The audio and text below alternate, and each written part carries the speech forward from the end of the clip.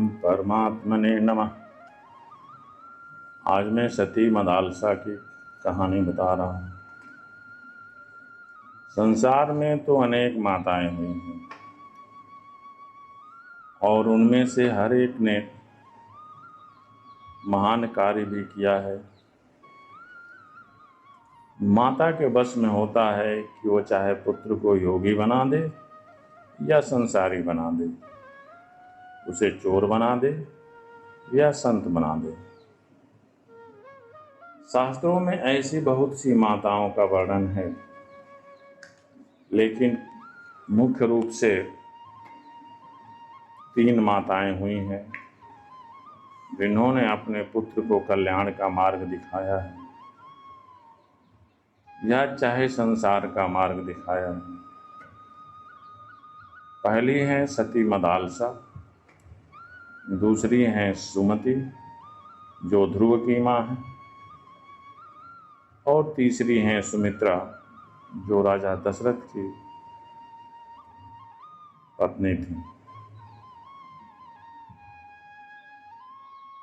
ध्रुव की माता सुमति ने अपने पुत्र को कल्याण मार्ग पर तो लगाया, लेकिन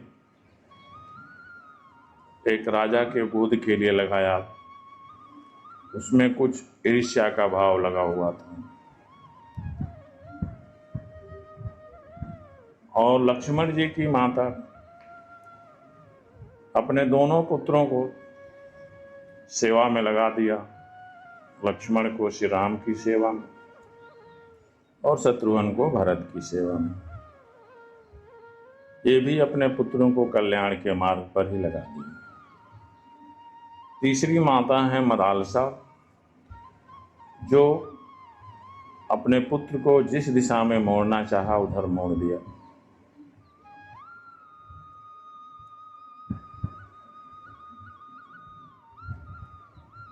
एक शत्रुजीत नाम के राजा थे। वे बहुत ही धर्मात्मा थे। उनका एक पुत्र था ऋतध्वज। वह भी महान वीर और रूपवान, शीलवान और दयालु था। सभी लोग उनकी प्रशंसा करते थे। उनकी पत्नी का नाम मदालसा था।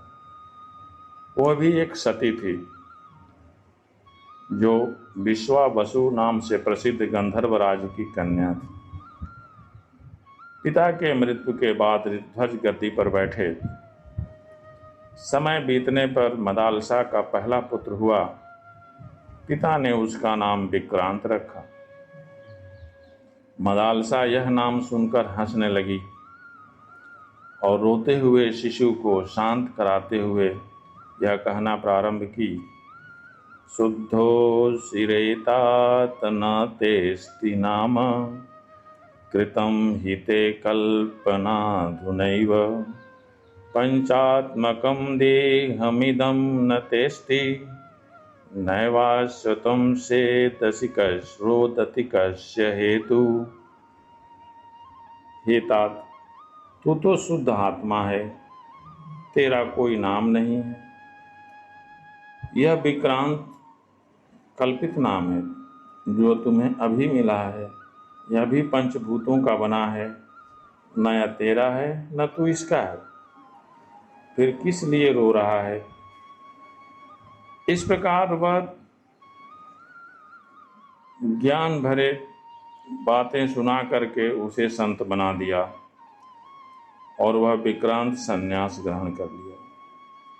इस प्रकार जब दूसरा पुत्र हुआ तो उसका नाम राजा ने सुबाहु रखा। इस पर भी मदालसा हंसने लगी और उसे भी ब्रह्म ज्ञान दे करके ज्ञानी बना दिया। कुछ समय पश्चात उसका तीसरा पुत्र हुआ तो उसका नाम राजा ने शत्रुदमन रखा।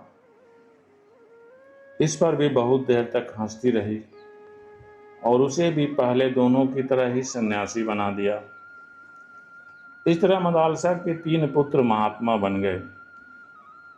जब चौथा पुत्र हुआ तो राजा ने कहा कि ठीक है, मैं तो 3 नाम रखा हूँ, तीनों शायद तुमको अच्छे ना लगे हों, इसलिए इसका नाम तुम ही रख लो। क्योंकि मैं देख रहा हूं तुम मुस्कुरा रही हो, नाम रखने पर तेज तेज हंसना शुरू कर दोगी।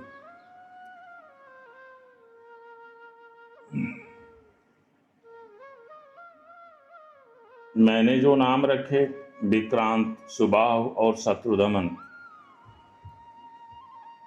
ये छत्री नाम है। यदि अच्छे नहीं हैं तो चौथे का नाम तुम ही रख लो। मदालसा बोली, आपकी आज्ञा सिरोधार्य है। इस धर्मात्मा बालक का नाम अलर्क होगा। आपका यह पुत्र बुद्धिमान होगा। अलर्क नाम सुनकर अब राजा हंसने लगे, बोले कि ये भी कोई नाम होता है क्या? इसका क्या अर्थ है? मदालसा बोली कि महाराज ये तो व्यवहारिक कल्पना है, बुलाने के लिए कुछ न कुछ तो नाम रखना ही पड़ेगा। आपके नाम भी तो निरर्थक हैं। कैसे हैं तो सुनिए। ज्ञानी लोग आत्मा को व्यापक बताते हैं। विक्रांत का अर्थ क्या है? क्रांत का अर्थ है गति, अर्थात स्थानांतरण ही गति है। जब आत्मा सर्वव्यापक है तो गति कैसे हुई? दूसरे का नाम सुबाहु है, पर आत्मा निराकार है, उसकी कोई बाह कहाँ से आएगी? और तीसरे का नाम अरिमर्दन है, अर्थात शत्रु का मर्दन करने वाला। जब सब शरीर में एक ही आत्मा है तो उसका शत्रु कहाँ? यहाँ तो एक भूत दूसरे भूत को मारता है। आत्मा तो अमूर्त है, उसका मर्दन कैसे? अतः केवल नाम व्यवहार के लिए अलर्क भी वैसा ही है। फिर उसे भी धर्म ज्ञान देने लगी। राजा ने रोक कर कहा, अरे यह क्या करती हो? पहले पुत्रों की भांति इसे भी बाबा जी बना रही हो। मेरे वंश परंपरा का उच्छेद करना चाहती हो। यदि तुम मेरा कहना मानती हो तो मेरे इस पुत्र को प्रवृत्त मार्ग में लगाओ। ऐसा करने से कर्म मार्ग का उच्छेद नहीं होगा तथा पिंडदान का भी लोप नहीं होगा। इसे क्षत्रियचित ज्ञान दो, जिससे यह आदर्श राजा बन सके। पति के कहने पर उसने सोचा कि ये तो फंस गया बेचारा। इस प्रकार वह अलर्क को राजोचित ज्ञान देने लगी। बेटा तू धन्य है, जो शत्रु रहित होकर लंबे समय तक राज्य करेगा। इससे तुझे सुख की प्राप्ति होगी, इससे तू अमरत्व को प्राप्त करेगा। ब्राह्मण भोजन कराना, बंधु बांधवों की रक्षा करना, पराई स्त्री को सम्मान देना, मन में अहंकार नहीं लाना, हमेशा ईश्वर साधना करना, काम क्रोध मद लोभ के बस में नहीं होना। इस प्रकार वह अलर्क को एक आदर्श राजा बना दिया। यह दिखाता है कि एक माँ चाहे तो पुत्र को जो बनाना चाहे वो बना सकती है। वह एक महान व्यक्ति भी बना सकती है और एक धूर्त भी बना सकती है। ऐसे भी बहुत सारी माताएं संसार में हैं। जय माता।